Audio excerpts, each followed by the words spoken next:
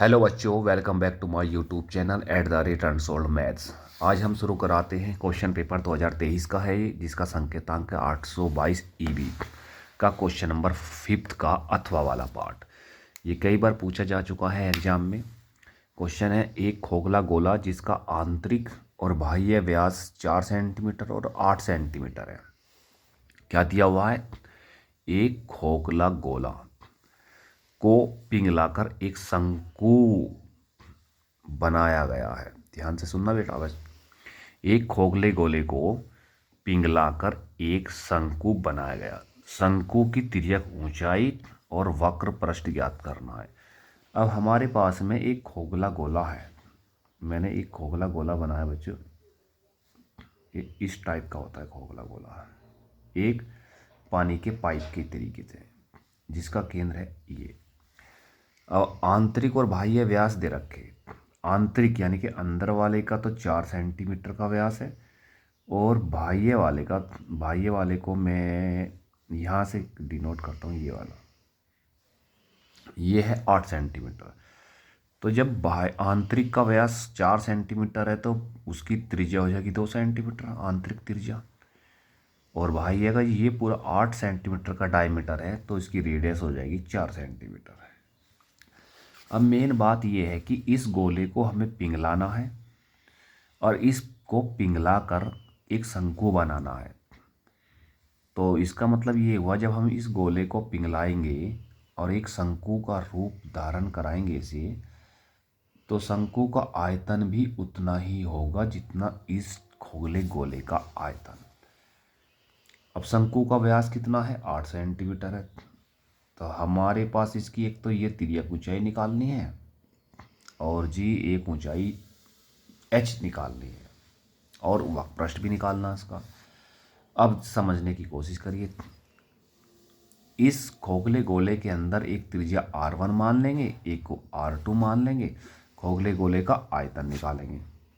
अब खोखले गोले को पिघलाकर एक शंकु बनाया गया। इसका मतलब हुआ कि खोखले गोले का आयतन बराबर शंकु का आयतन। उससे हम आगे उसे क्वेश्चन को सोल्व करते हैं। बच्चों, गोले का आंतरिक व्यास दिया हुआ था 4 सेंटीमीटर, तो उसकी रेडियस हो जाएगी 2 सेंटीमीटर। इसको मैंने माना r1। और गोले का जो बाह्य व्यास है वो 8 सेंटीमीटर है, तो उसकी बाह्य त्रिज्या हो जाएगी 4 सेंटीमीटर। अब इस खोखले गोले का हम आयतन निकालेंगे। खोखले गोले का आयतन होता है 4/3 पाई r2 cube minus r1 cube. तो 4/3 पाई r2 कितना है? 4 सेंटीमीटर। r1 है 2 सेंटीमीटर। ये वैल्यू मैंने पुट कर दी। तो 4/3 पाई इंटू 4 की पावर 3 हो जाएगा बच्चों 64, तो 2 की पावर 3 हो जाएगा 8। तो 64 में से जब हम 8 घटाएंगे ये हो गए 56।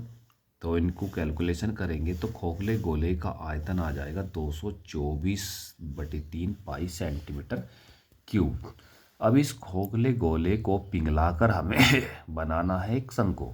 तो मैंने इसे लिखा है, खोखले गोले को पिघलाकर एक शंकु बनाया गया, और शंकु का व्यास कितना है? 8 सेंटीमीटर। तो शंकु की त्रिज्या हो जाएगी 4 सेंटीमीटर।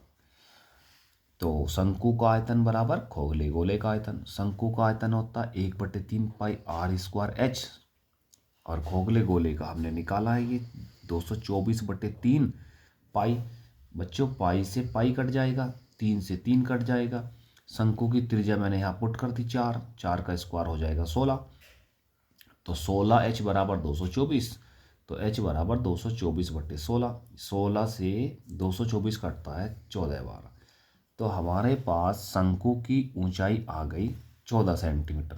लेकिन हमें तो निकालनी थी बच्चों तिर्यक ऊंचाई। तो हम इसको तिर्यक ऊंचाई निकालेंगे इसकी। आगे क्वेश्चन में हमें निकालनी है शंकु की तिर्यक ऊंचाई। हमारे पास फॉर्मूला है L² equal to h² plus r²। h की वैल्यू हमने निकाली है 14, तो 14 पुट कर दी। शंकु की जो त्रिज्या है वो 4 सेंटीमीटर है, उसको भी पुट कर दिया। तो 14 का स्क्वायर हो जाएगा बच्चों 196, 4 का स्क्वायर हो जाएगा 16, दोनों को प्लस करेंगे 212। तो L² इक्वल टू 212, तो L इक्वल टू √212। तो हम इसके फैक्टर करेंगे √2 × 2 × 53। तो इसका जो पेयर बना के हम 2 को बाहर ले लेंगे तो L की वैल्यू आ जाएगी 2√53 सेंटीमीटर। ये शंकु की तिर्यक ऊंचाई आ गई। अब हमें निकालना है बच्चों शंकु का वक्र पृष्ठ। अब शंकु के वक्र पृष्ठ का क्या फॉर्मूला होता है, आगे हम लिखेंगे शंकु का वक्र पृष्ठ। शंकु का वक्र पृष्ठ, तो शंकु का वक्र पृष्ठ फॉर्मूला πr/l। पाई, शंकु की त्रिज्या हमारी कितनी है 4 सेंटीमीटर, L कितना है 2√53, तो ये हो जाएगा 4 दूनी 8 पाई 53 सेंटीमीटर स्क्वायर। तो बच्चों हमें एक तो दिया हुआ था खोखला गोला और उसे पिघलाकर हमने बनाया एक शंकु। उस शंकु की हमें तिर्यक ऊंचाई और शंकु का वक्र पृष्ठ निकालना है। तो शंकु की तिर्यक ऊंचाई हमने निकाली L = 2√53 सेंटीमीटर और शंकु का वक्र पृष्ठ आ गया 8 पाई × √53 सेंटीमीटर स्क्वायर। बहुत ही इंपॉर्टेंट क्वेश्चन है बच्चों। एक क्वेश्चन तो जरूर आता है, एक आकृति से दूसरी पिघलाकर, एक आकृति को पिघलाकर दूसरी आकृति बनाने का एक क्वेश्चन जरूर आता है यूपी बोर्ड एग्जाम में। और ये क्वेश्चन है हमारा 6 नंबर का क्वेश्चन है बच्चों, बड़े अच्छे से समझना। कोई भी समस्या हो इस क्वेश्चन में तो हमारे कमेंट बॉक्स में लिखें, हमारे चैनल को सब्सक्राइब करें और वीडियो को एक लाइक दें। Thank you.